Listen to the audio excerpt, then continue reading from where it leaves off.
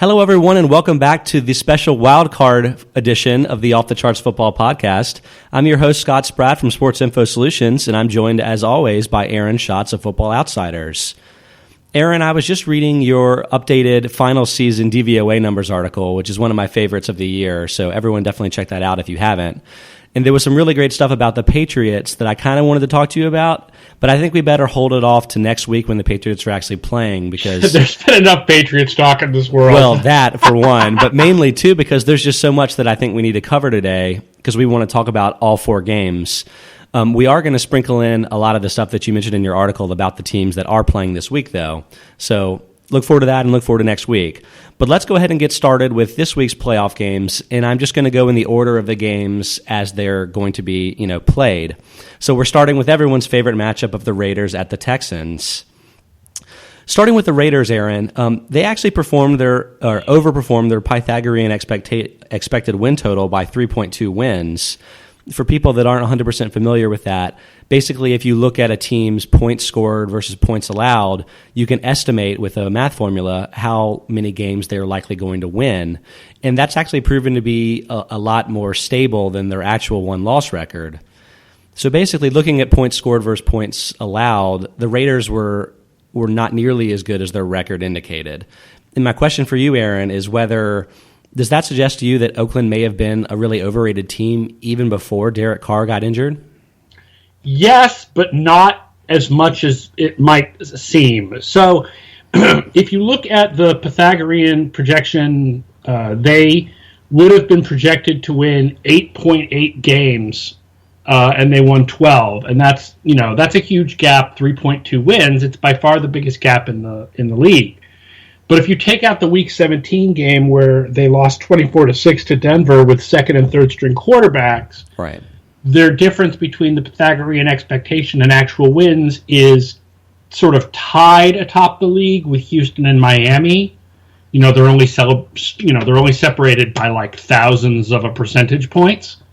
So those three teams outperformed their regular schedule more than any others. But there's not much of a difference between the three. And Oakland, there's only a big difference with Oakland when you consider that last game, which is sort of, we know why they lost big. Sure. And I have to imagine that in football especially, because of the shortened season, I'm betting it's pretty common for playoff teams to have actually overperformed their Pythagorean record. Is that generally true in your mind? Yeah, although, there are certainly instances in which they don't. There are teams that make the playoffs despite underperforming. They're usually teams that are, those are usually teams that are played like 12-4 teams, but they actually go 10-6, but they win their division anyway, or they win a wild card often. Now, there were none of them this year.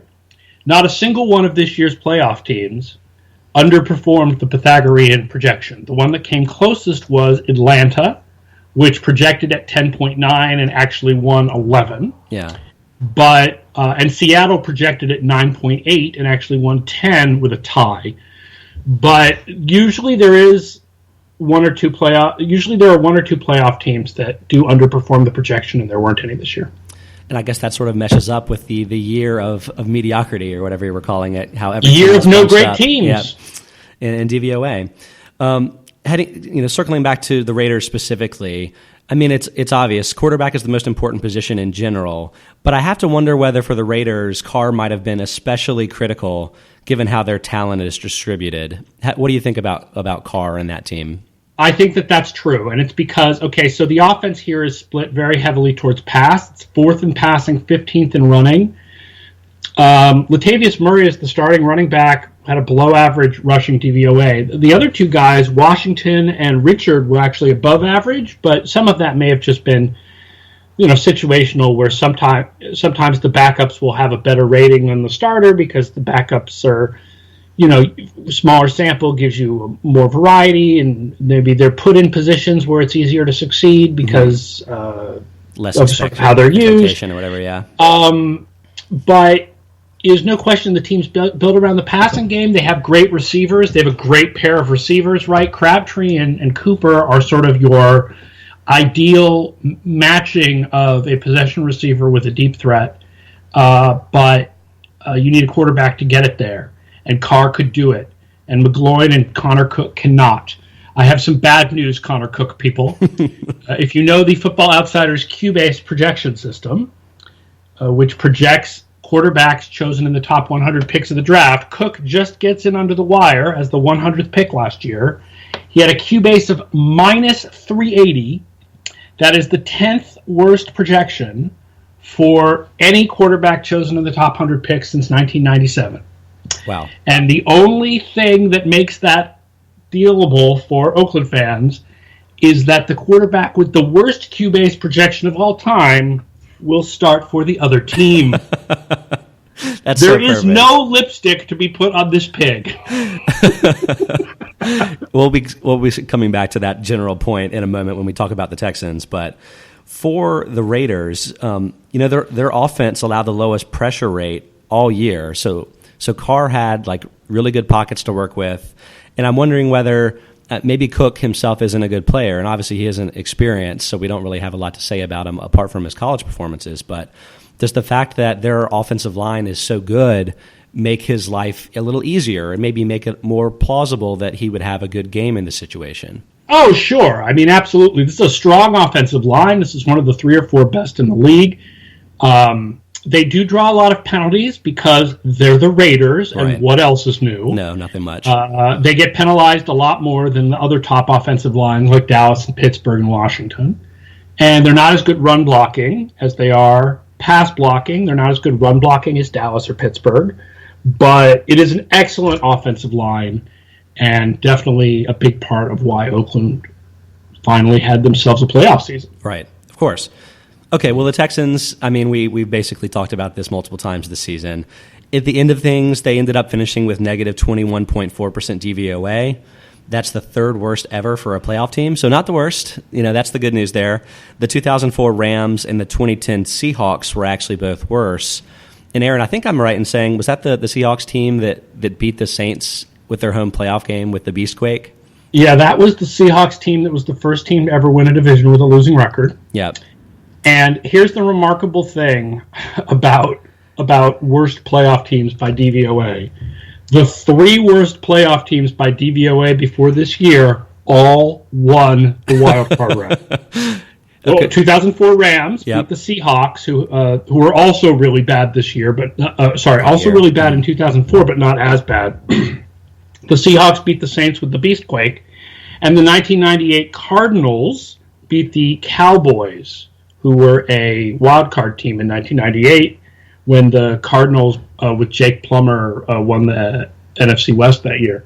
So it's not ridiculous, the idea that a team this bad would win a playoff game, and of course it sets up for them to do so because the other team is missing their starting quarterback and Houston gets to be the home team. And when you take a look at these teams, once you change out Derek Carr for Connor Cook, the teams are not that different. I mean, Houston's better. Houston has better secondary. They both have a good pass rush, especially now that Oakland has Mario Edwards back from injury. And, of course, they have Khalil Mack. Houston has Jadeveon Clowney and Whitney Merciless. Oakland has better receivers, but, DeAndre Hopkins and Will Fuller aren't necessarily awful. Hopkins was down this year, and not just because of the quarterback, because Hopkins has always had bad quarterbacks. But the two teams are fairly similar, and Houston has home field advantage. There's really only one area with the quarterback injury where Oakland stands out as being far superior to Houston, and that is special teams. I'm guessing. So that's a great point because Houston is actually number 32 in special teams, the worst in the league. And I had sort of a general question about that because we've talked about just sort of in the big picture sense, going from year to year, special teams is typically the most variable of those. Is that possibly true on sort of like a start-to-start basis? Oh, absolutely. Yeah, sure, because one play makes such a huge difference, right? I mean, you could have an average, whatever, kickoffs are all kind of average, mostly touchbacks, a couple that get returned to like the 30, and field goals, maybe the field goal kicker goes 3 out of 4, but the one he misses is 45 yards, so that's kind of average. But if Tyreek Hill brings a punt back for 90 yards, You had a really good special teams game, and that's one play. Right. So my logic here is that, if you're going to have one really bad facet of the game entering the playoffs, maybe you want it to be special teams, because maybe Houston can just have, high variable, good special teams games in the playoffs, even though they've been really bad all year. Except the high variance for them is most likely we give up a return. I mean, Houston has been bad. They've been the last place team in special teams for 2 years. They've been among the 5 worst teams in special teams for like 4 or 5 years in a row. They were bad at every aspect of special teams this year except for punt returns. They were the worst team in the league on kickoffs. Worst team in the league on kickoffs. Which is not good in a field position game.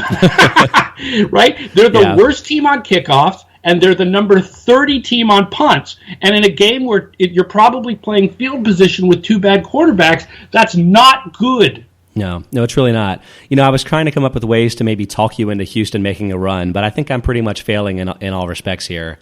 I absolutely think Houston can win this game. I would favor Houston in this game because they have the home field advantage, because the change at quarterback drops Oakland down so much. But whoever wins this game is going to either go to Kansas City or Foxborough and get crushed next week.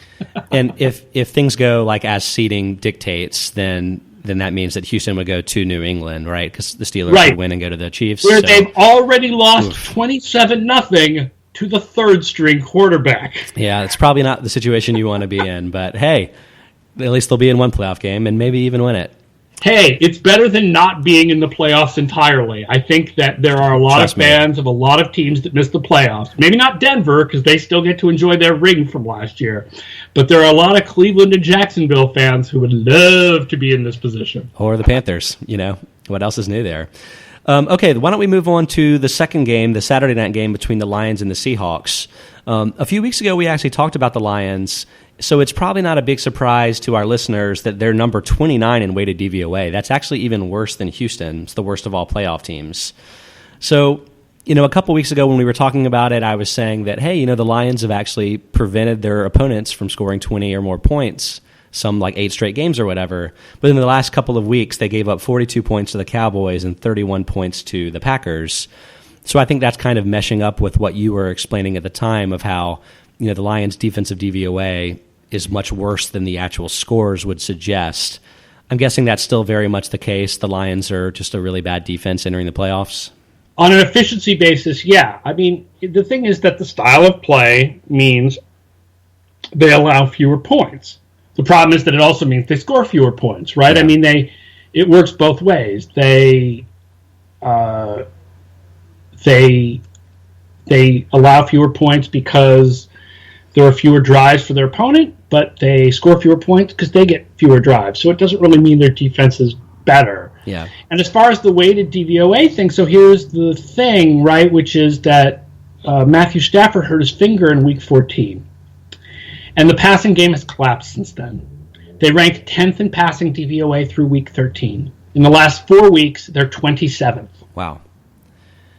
I mean, meanwhile, they've had 0 running game pretty much the entire season because of injuries they've suffered there, and they're the number 32 defense in DVOA. So do they really have any sources of optimism entering this game from their own play?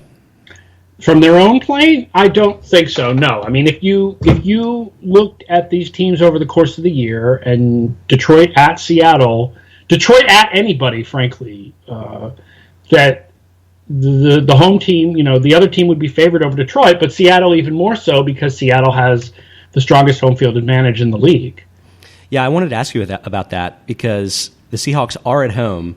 So, they've only lost 1 game at home this season, even though this wasn't one of their best seasons. This is the first time in 3 years, right, that they didn't finish number 1 in DVOA. So, that's just got to be a huge advantage for the Seahawks for this game, right? Yeah, listen, I'm generally a believer that most teams have roughly the same home field advantage. It varies from year to year, which means that variance is probably not real. Okay, for most teams, home field advantage is roughly 17% DVOA or 3 points, the way the gamblers make it in the line when they set up the odds in Vegas. We've done a couple of research projects kind of looking at teams over a 10-year period. And each time we do it, the teams that stand out that do seem to have a more consistent, larger home field advantage. I mean, Baltimore, for example, had a larger home field advantage over the last few years. But the few years before that, they didn't. Yeah. Okay? But the teams that seem to always come out as having a little bit larger home field advantage are the teams from the NFC West. And the one that comes out the largest over and over again is Seattle. They really do seem to have the biggest home field advantage in the league, whether that's the stadium, whether that's travel, whether that's a time zone thing, it's a combination thereof. Whatever it is, they do seem to have a truly larger than usual home field advantage. So that's a lot of factors working against the Lions in this game. But if the Lions do have any hope, it's probably that the Seahawks are going to be missing a number of their key players. You know, Earl Thomas is out for the year on IR. Tyler Lockett is out for the year on IR. Looks like CJ Prosise isn't going to be playing.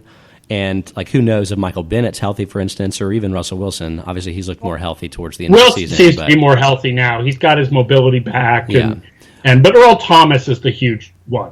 Because Earl Thomas, the Seattle pass defense was 5th in DVOA through Week 11. Thomas missed his first game Week 12. They're 30th out of 32 teams since then. The run defense has barely declined, but the pass defense has just gone in the toilet over the last 6 weeks. Well, I mean, that's the thing that would presumably help the Lions more than anything else because they can't run the ball anyway, but maybe Stafford can throw it around a little bit without Thomas, you know, playing free safety for the team. Maybe then they would have a chance. But I also think that with Marvin Jones and Golden Tate, that there's a good, you know, keep away from Richard Sherman as possible here, right? Like you throw to whichever guy Sherman is not covering. Yeah, that definitely makes sense. Okay, that's good. I think we probably covered that game pretty well. Let's move on to the Sunday games, starting with the Dolphins at the Steelers. So, actually, these games have a lot in common. I'm going to kind of reference each other a couple different times. But the Dolphins finished second behind only the Giants in defensive pressure rate this season. But interestingly, they weren't one of the elite teams in adjusted sack rate. So, Aaron, do you think that those two stats would kind of converge toward each other over time? Like if they had more games, more opportunities to show that? Yeah, this is a really interesting dynamic this season. This just real dichotomy that existed with a lot of teams between defensive pressure rate and adjusted sack rate. And in the few years that, you know, either we did charting or we had it from ESPN or we have it from Sports Info Solutions, I don't remember a year quite like this with such a big distinction between some of the top pass rushes by pressure rate and some of the top pass rushes by adjusted sack rate. And I'll add that this is not related to the Sports Info Solutions charters or definition being used because ESPN's numbers also, I believe, have the Giants and the Dolphins both in the top 4 or 5 for pressure rate. Mm-hmm. So it's not like one company is doing it different than the other. The differences are minute. They both have the Giants and the Dolphins bringing a ton of pass pressure. And anecdotally, watching these teams, I think we all understand that the Giants and the Dolphins, especially the Giants, but the Dolphins, Cameron Wake coming back from the Achilles injury has been phenomenal. They just bring a ton of pass pressure, yet they don't get a lot of sacks. I do think that over time that the numbers likely would converge. We've certainly found one of the areas that we absolutely need to do more research on, now that we have a decade of charting stats, is to look at how charting stats are indicators for the future. You know, how player age curves work with charting stats, the same way we've looked at how, when running backs decline and when wide receivers decline, and how certain stats are indicators for performance improving and declining. One of the things we have seen is that players who have a lot of hurries and not a lot of sacks generally will have more sacks the following year. Sure. So certainly on an individual basis, it does tend, these stats tend to eventually, combine. And I think that that's true with the team. I don't look at the low adjusted sack rates for the Giants and Dolphins and say these are not good pass rushes. I think these are strong pass rushes. I was wondering whether their opponents could potentially have something to do with this too. The guy that sort of stands out in this respect is Tom Brady, because as a team, the Patriots were kind of middle of the pack. They allow the 13th fewest pressures. So, their offensive line was generally middle of the pack. But as a team, they allowed only the 5th fewest sacks. Is it possible that guys like Brady, maybe they just know when to get rid of the ball and sort of avoid those actual sacks? Oh, I mean, absolutely, yeah. And I mean, Drew Brees is like that. And I think Eli Manning, to flip it to the offense of the Giants quickly, and we'll get more to that game in a bit, but the Giants are very low in pressure rate on offense, and I think that's generally Manning being able to get rid of the ball because Lord knows their offensive tackles are terrible. And I think there's actually a guy who's done a guest column on adjusted pressure rate looking at past seasons, but by the time he finished it, it was time for this season to start, and we just felt like it would work better after the year. I should get in touch with him to update that with this season, because there is a question of whether perhaps we could adjust pressure rates in the same way that we do adjusted sack rate to control for which pass rushes have faced more teams that have those quarterbacks that get rid of the ball quickly or that have strong offensive lines. So it's interesting. But another kind of perspective on this in my mind is that, even if you don't get the actual sack, I feel like maybe pressures are doing a lot of good for defensive teams, even if it doesn't really show up in, say, a loss of a down that way. Do you have any thoughts on whether that might be an effective tool for the defense, even if it doesn't? Oh, my God, absolutely. There's no question about it. I mean, we've looked at DVOA with pressure versus not with pressure, and there's a huge difference, even if you take out sacks and scrambles. I mean, you have to consider scrambles sort of similarly to sacks when you think about this, because, those are both caused generally by pass pressure. I mean, obviously there's coverage sacks and there's coverage scrambles, but they're generally caused by pass pressure. But even when you take out those plays, you find that that things are much better when you have pass pressure. So to give you an example, so these are 2015 numbers league-wide, but teams, even when you take out sacks, scrambles, and intentional grounding calls, teams averaged 5.7 yards with pass pressure, 7.9 yards without pass pressure. Wow. Minus 15% DVOA with pass pressure, 39% without pass pressure. Now that's team DVOA, which means the average for passing is higher than 0. But you can see there's a colossal gap, even when you remove sacks.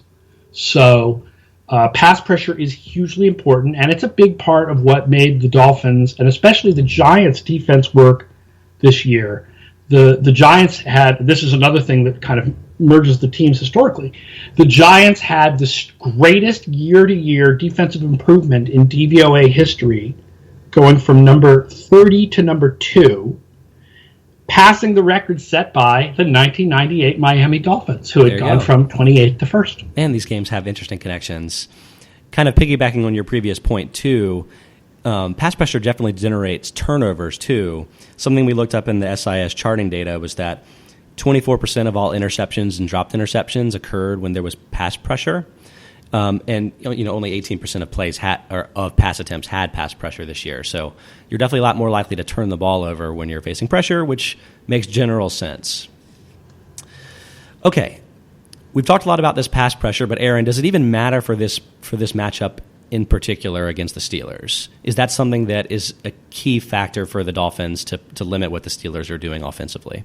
Well, the Steelers have a strong offensive line, but it's better to bring strength against strength than to bring weakness against strength. Sure, of course. Right? Yeah. I mean, yes, the Steelers can hold off a lot of that pass pressure, but they're not going to hold off as much of it as they would if Miami didn't have a good pass rush at all.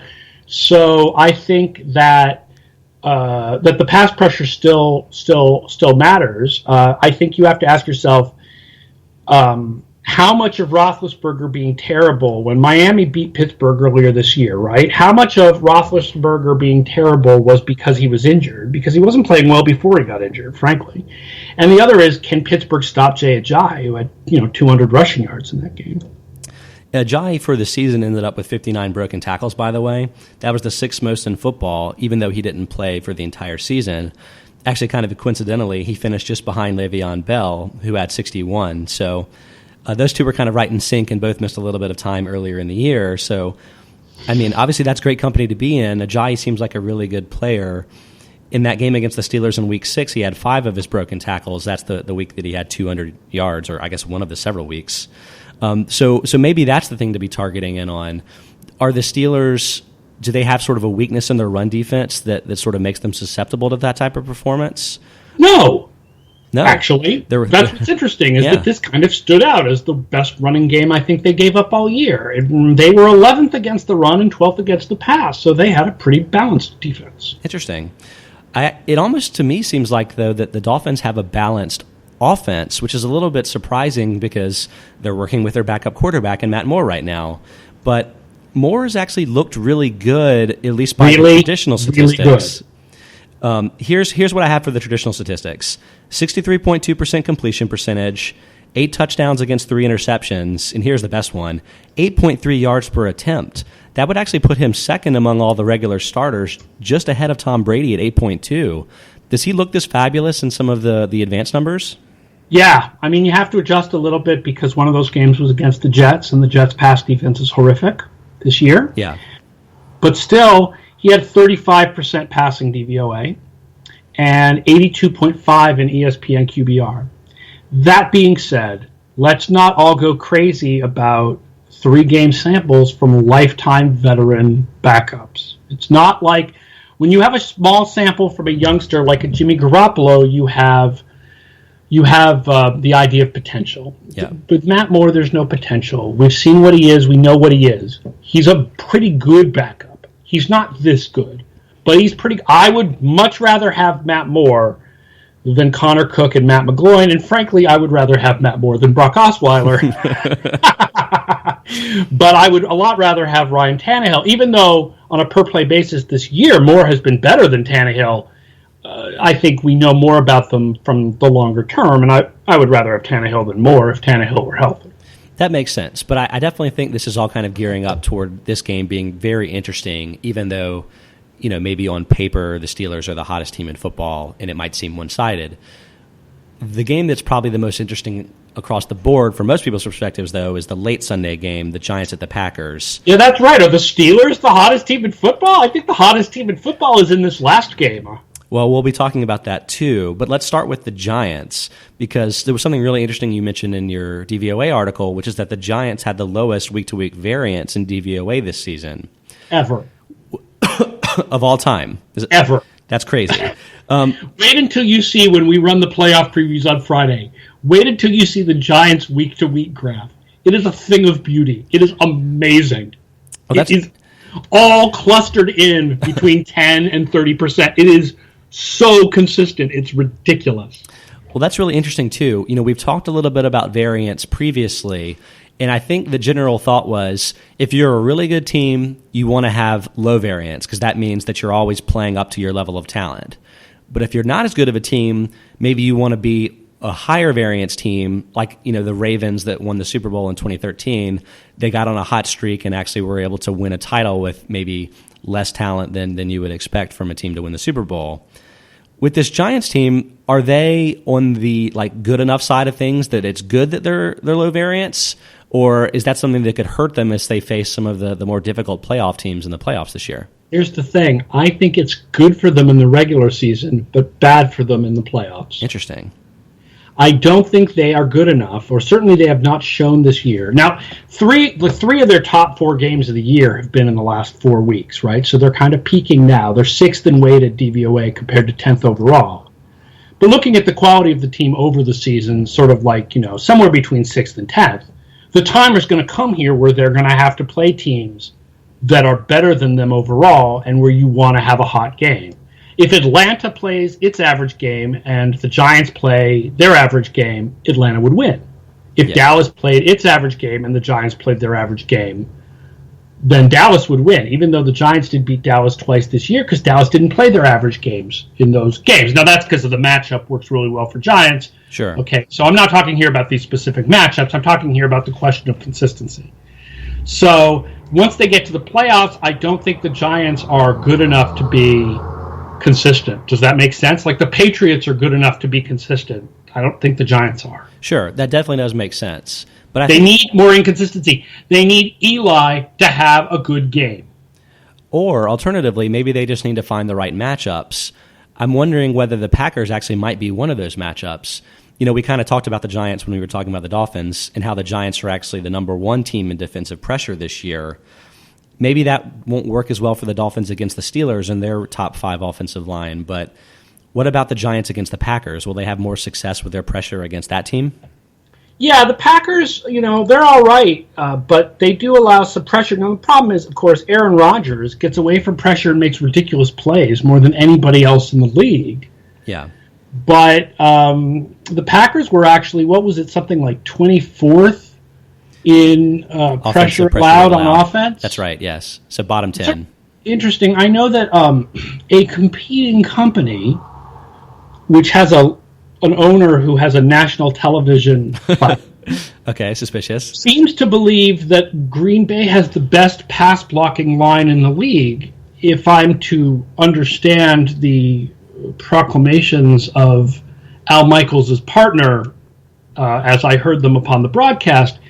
But the Sports Info Solutions numbers disagree. The Packers do not seem to prevent pressure. Some of that may be kind of how Aaron Rodgers plays, but being among the 10, to the offensive lines, the 10 offensive lines that give up the most pressure does not suggest that's the best pass blocking line in the league. That's interesting. Let's talk a little bit about the Packers' recent play. You mentioned that maybe they're the hottest team in the league right now.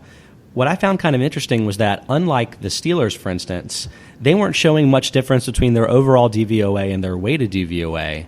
So is it possible that their 6-game winning streak might be more about, say, the quality of their opponents or maybe other factors rather than their peaking at the right time, quote unquote?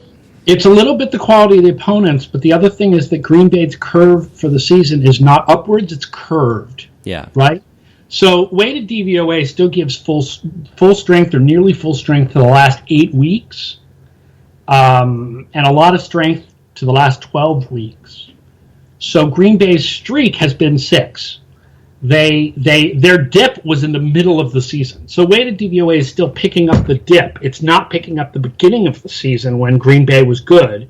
It's picking up the middle when they were not good, and then the last 6 games when they were really good. Yeah. So Green Bay is hot. They're just hot over sort of a smaller period of time than Pittsburgh is hot or New England, right? Because with weighted DVOA with New England, we're essentially taking out the non-Tom Brady games. Right. Which at least logically seems like that would better capture how good the team really is. Whereas, as you've said multiple times, full season DVOA is just as predictive as weighted DVOA for most teams. Right. But there are, and I think also a couple of commenters have said this on the site, and I think it common sense would suggest that it's true. That in a year like this, where the teams are very close together, that weighted DVOA may be a better guide. Because obviously, there are some important changes that were made on certain teams. Tom Brady's suspension, Le'Veon Bell's suspension, the Patriots defense playing better over the second half of the year, Aaron Rodgers playing better over the last 2 months of the year. That with teams really close together, weighted DVOA may mean more than it usually does compared to full season DVOA. The other is Seattle declining because of the Earl Thomas injury. So this may be a year where weighted DVOA matters more, which looks very nice for, say, Pittsburgh. Yeah. And looks not as good for, Detroit. That'll be really interesting to see because, if this was the year of no good teams, it seemed like we were primed for some surprising teams making good runs, but all the teams that are better in weighted DVOA. The way that the playoffs set up have sort of discouraged that in the AFC. I feel that way because too. of the injury to Carr. It really sets up for the Patriots to basically just have to beat Kansas City or Pittsburgh. The NFC, though, I still think, I could see Green Bay or the Giants or the Cowboys or the Falcons or even the Seahawks going to the Super Bowl. Yeah. So anyway, I think these playoff games, maybe not the Texans and Raiders game, which, as you said, you can't put lipstick on a pig or whatever. Hey, if you like pass rush, it'll be fun, because I'll bet you Khalil Mack and Jadeveon Clowney are going to be doing some things. Yeah, I'm sure they will. But regardless, I still think this is a pretty good setup of wildcard games. I'm really looking forward to watching them. Aaron, we've already had a pretty long show, so we should probably cut it off here, but I have a suspicion that we'll have some interesting things to say about next week's playoff games as well. So everybody listening this week, be sure to subscribe to the Off the Charts Football Podcast on iTunes or wherever it is that you get podcasts. Check out all the great work Aaron's doing over on Football Outsiders and on ESPN Insider. And we'll look forward to talking to everyone next week. Let's go some playoffs. All right, everybody.